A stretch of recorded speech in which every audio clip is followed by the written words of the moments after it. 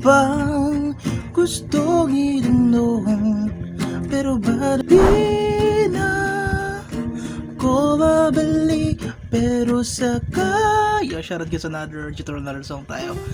So Legion, ang title ng kanta niya ay Alangan. So 2 parts lang ito, 2 parts lang para sa chords. Siguro magtuturo rin ako ng with capo version. Ayun muna natin ng no capo. Start tayo kagad. So 2 parts lang, dalawang parte lang chords, no?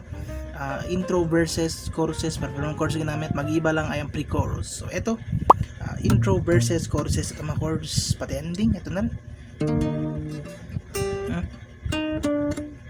So yung may intro, no,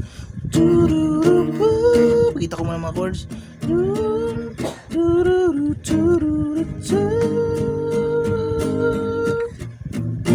So E-flat lang yan, 6 fret, 1, 2, 3, 4, 5, 6.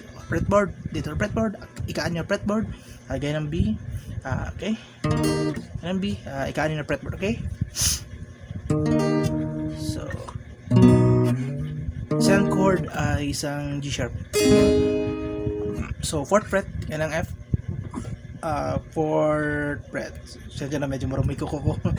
4th fret, and then last chord ay itong B flat. Pwede dito, pero dito natin kukunin kasi sa pre-chorus magbabagong chords. Yan, gagamitin yan mamaya. So eto ang ikatlong chord. So strum naman dito, down.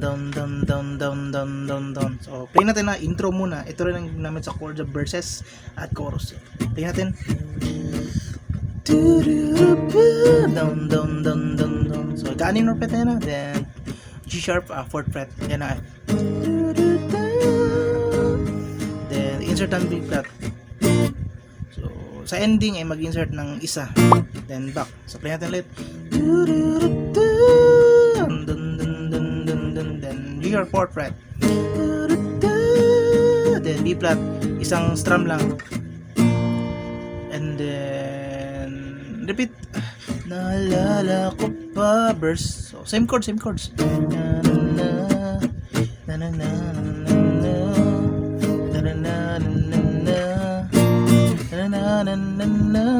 So kayo na bala mag-timing so sa ending, magbasa isang chord lang i-insert eh.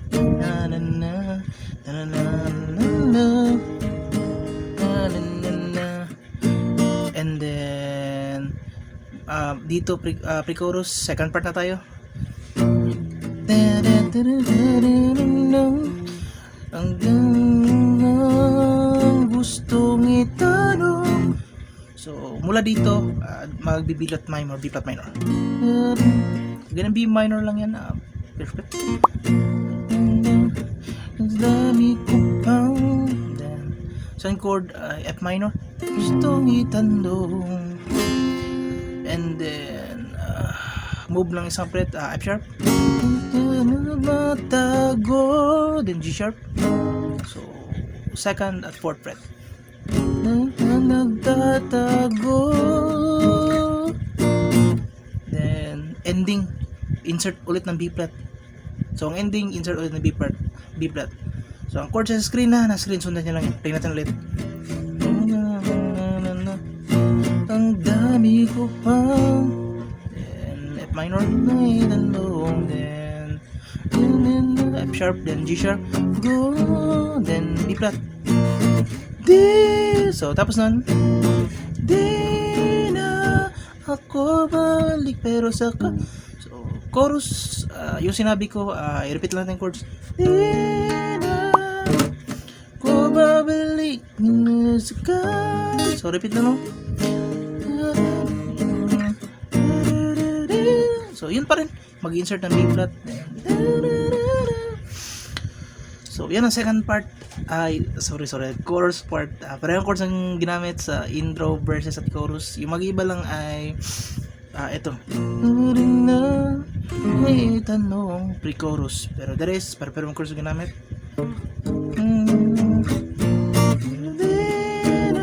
Balik na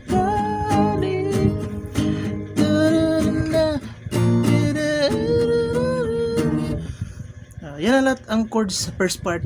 at second part ng chords at pati strumming down. Diretso tayo sa mas simple version with capo naman, no? So mga gustong no capo, yun ang gamitin nyo, pero this time with capo naman, no? Para sa mga gustong magkapo. So dito, first fret capo.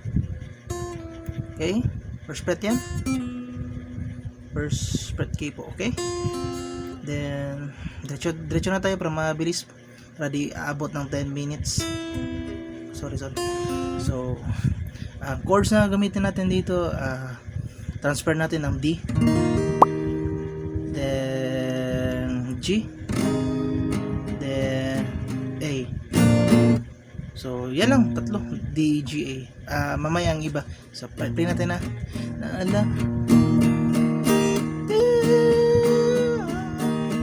then G, yun pa rin yung strum, then A.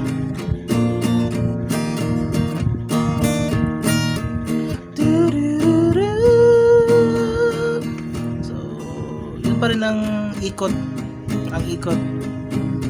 insert ng naalala ko pa na. So yun pa rin, no? Insert lang ng basta insert lang na. And then diretso tayo ng second part niya, na. So tapos ang A, so this time A minor naman. So pre-chorus, then E minor na gustong itanong, then G, sorry, F pala, F. Gagamit na ng isang medyo may bar chord. Hindi ko natatakot, then so ulit A minor, E minor, A, E, and then F, then ko then G ko, then A. So mag-insert ulit tayo ng A. Same lang sa yung kanina sa verses.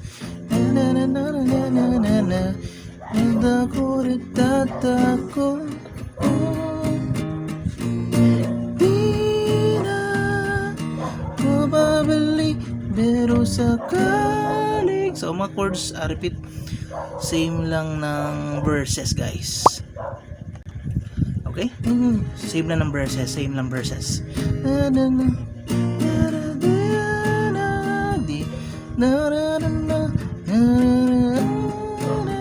Saba, huwag niyo nakalimutan mag-insert ng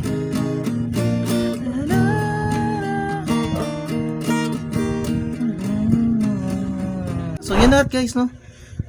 Two parts ito. Yung first part ay no capo, dito man with capo, mas pinadali. Dito natin kuha sa move tayo ng isang fret kasi E flat yun so dito natin kunin first fret capo. So yun na lahat, kaya nabala i-replay nyo lang kung i-check nyo rin ang audio nito para masabayan nyo ang tugtog, no? At 2 parts lang naman ito. Yun na lahat. Dito muna tutorial. See you sa next na uploads natin, guys. Bye bye, guys.